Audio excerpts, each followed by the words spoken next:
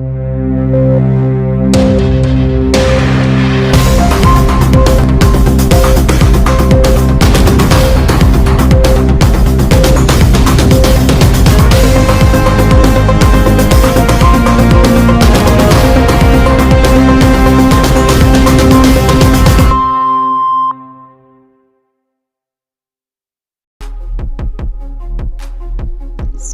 ನಮಸ್ಕಾರ.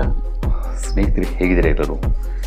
ಸ್ನೇಹಿತರೆ, ಯಾರಾದರೂ ಮೊದಲನೇ ಬಾರಿ ನಮ್ಮ ಚಾನಲ್ ನೋಡ್ತಿದ್ರೆ ಈಗಲೇ ಸಬ್ಸ್ಕ್ರೈಬ್ ಮಾಡಿಕೊಳ್ಳಿ, ಹಾಗೆ ಪಕ್ಕದಲ್ಲಿ ಕಾಣುವಂಥ ಬೆಲ್ ಐಕಾನ್ ಒತ್ತಿ ಅಂತ ಹೇಳ್ತಾ, ಸ್ನೇಹಿತರೆ, ಈ ವಿಡಿಯೋನಲ್ಲಿ ಒಂದು ತುಂಬ ನೋವನ್ನು ಉಂಟು ಮಾಡುವಂತಹ ಸಂದೇಶ ಇದು.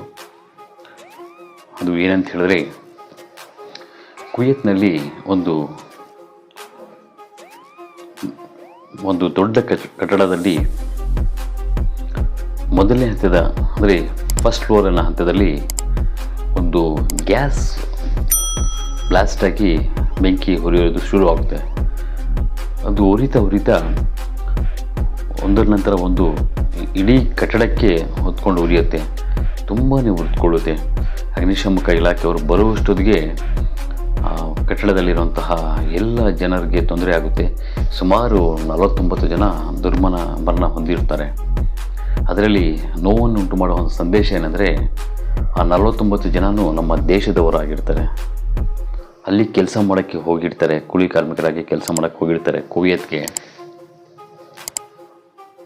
ಅಲ್ಲಿ ಕೆಲಸ ಮಾಡ್ತಾ ಸಮಯದಲ್ಲಿ ನಮ್ಮ ದೇಶದ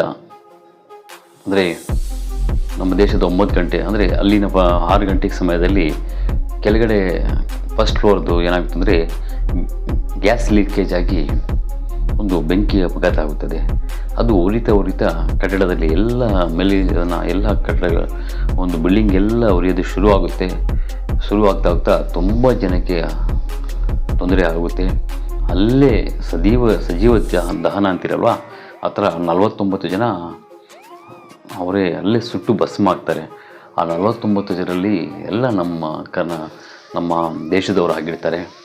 ಅಲ್ಲಿ ಕೂಲಿ ಕಾರ್ಮಿಕರ ಕೆಲಸಕ್ಕೆ ಹೋಗಿರ್ತಾರೆ. ಕುವೈತಲ್ಲಿ ಸುಮಾರು ದಿನಗಳಿಂದ ಅಲ್ಲೇ ಇರ್ತಾರೆ. ಆದರೆ ಅಲ್ಲಿ ಹೋಗಿ ಸುಟ್ಟು ಭಸ್ಮ ಆಗಿರ್ತಾರೆ. ಅಂದರೆ ಕೆಲವೊಂದು ಮಾಹಿತಿಯ ಪ್ರಕಾರ ಅಲ್ಲಿ ಯಾರಿದ್ದಾರೆ ಅಂತ ತಿಳ್ಕೊಳ್ಳೋದು ನೋಡಿದ್ರೆ, ಸತ್ತೋಗಿರೋರಲ್ಲಿ ನಮ್ಮ ದೇಶದವರಾಗಿರ್ತಾರೆ. ಅದರಲ್ಲಿ ಜಾಸ್ತಿ ಅಂದರೆ ಕೇರಳದವರು ಮತ್ತು ತಮಿಳುನಾಡವರು ಇರ್ತಾರೆ. 2 ರಾಜ್ಯದವರೇ ಈ ಸುಟ್ಟು ಭಸ್ಮ ಆಗಿರೋ ಜನ. ಉಳಿದ ಸುಮಾರು ಒಂದು 50-60 ಜನವರೆಗೂ ತುರ್ತು ಚಿಕಿತ್ಸೆ ಪಡೆಯೋದಕ್ಕೆ ಆಂಬುಲೆನ್ಸ್ಗಳಲ್ಲಿ ಆಸ್ಪತ್ರೆಗೆ ಕರೆದೊಯ್ತಾರೆ. ಇಲ್ಲಿ ತುಂಬ ಒಂದು ದುರ್ಘಟನೆ ಅಂತ ಹೇಳ್ಬೋದು. ಈ ಘಟನೆಯಿಂದ ಮೋದಿಜಿಯವರು ಕೂಡ ಒಂದು ಸಂಕಷ್ಟವನ್ನು ಹೇಳ್ಕೊತಾರೆ ಮೀಡಿಯಾ ಮುಖಾಂತರವಾಗಿ. ಏನಾದರೂ ಆಗಲಿ, ಒಂದು ದೊಡ್ಡ ಆಗಬಾರ್ದಾಗಿರೋದು ಘಟನೆ ಆಗಿದೆ ಅಂತ ಹೇಳಿ ಅವರು ಸಾಂತ್ವನವನ್ನು ಮೃತಪಟ್ಟ ಮನೆಗಳಿಗೆ ಹೇಳ್ತಾರೆ. ತುಂಬ ದೊಡ್ಡ ಘಟನೆ ಇದು. ಒಂದೇ ಸಲ 49 ಜನ ದುರ್ಮರಣ ಹೊಂದುವುದಂದರೆ ಇದು ಅಂತ ಹೇಳ್ಬೋದು. ನೋಡಿ, ಮನುಷ್ಯನಿಗೆ ಜೀವ ಹೋಗೋದು ಯಾವ ಸಮಯದಲ್ಲಿ, ಯಾವ ರೀತಿಯಲ್ಲಿ, ಯಾವ ಮುಖಾಂತರ ಹೋಗೋದು ಅಂತ ಹೇಳೋಕ್ಕಾಗಲ್ಲ. ಕುವೈತ್ನಲ್ಲಿ ನಮ್ಮ ದೇಶದ ಜನ ಹೋಗಿ ಸಂಪಾದನೆ ಮಾಡ್ತಾರೆ. ಯಾಕಂದರೆ ಅಲ್ಲಿಯ ಸಂಬಳಗಳು ಜಾಸ್ತಿ ಅಂತ ಹೋಗಿ ಮಾಡ್ತಾರೆ. ಅದರ ಜೊತೆಯಲ್ಲಿ ನಮ್ಮ ದೇಶದಲ್ಲಿ ಕೂಡ ಕೆಲಸಗಳು ಕಡಿಮೆ ಅಂಥೇಳಿ ಬೇರೆ ದೇಶಕ್ಕೆ ಹೋಗ್ತಾರೆ. ಈ ರೀತಿ ಸಾವುಂಟು ಆದಾಗ ಇಲ್ಲಿ ಅವರನ್ನೇ ನಂಬಿಕೊಂಡಿರುವಂತಹ ಮನೆಗಳಲ್ಲಿ ತುಂಬ ದೊಡ್ಡ ನೋವನ್ನುಂಟು ಮಾಡುವ ಸಂದೇಶ ಇದು. ಹಾಗಾಗಿ ಇನ್ನು ಉಳಿದ ಸುಮಾರು ಜನರಿಗೆ ಚಿಕಿತ್ಸೆಯನ್ನು ಕೊಡ್ತಿದ್ದಾರೆ ಕುವೈತ್ ಸರ್ಕಾರ. ಅಲ್ಲಿ ನಮ್ಮ ಮೋದಿಜಿಯವರು ಕೂಡ ಅಲ್ಲಿನ ಕುವೈತ್ ಸರ್ಕಾರಕ್ಕೆ ಇನ್ನು ಯಾರ್ಯಾರಿಗೆ ಗಾಯಗಳಾಗಿದ್ದಾರೆ ಅವ್ರಿಗೆ ಸರಿಯಾದ ರೀತಿಯಲ್ಲಿ ಚಿಕಿತ್ಸೆ ಕೊಡಬೇಕಂತ ಹೇಳಿ ಸಂದೇಶವನ್ನು ರವಾನೆ ಮಾಡಿದ್ದಾರೆ. ಇದು ಒಂದು ದೊಡ್ಡ ಘಟನೆ ಅಂತ ಹೇಳ್ಬೋದು ಸ್ನೇಹಿತರೆ. ಇಂಥ ಘಟನೆಗಳಲ್ಲಿ ಎಷ್ಟು ಜನ ಸಾಯ್ತಾರೆ ಅಂದರೆ ತುಂಬ ನೋವನ್ನು ಉಂಟು ಮಾಡುವಂಥ ಸಂದೇಶ ಅಂತ ಹೇಳ್ಬೋದು. ನಮಸ್ಕಾರ, ಧನ್ಯವಾದಗಳು.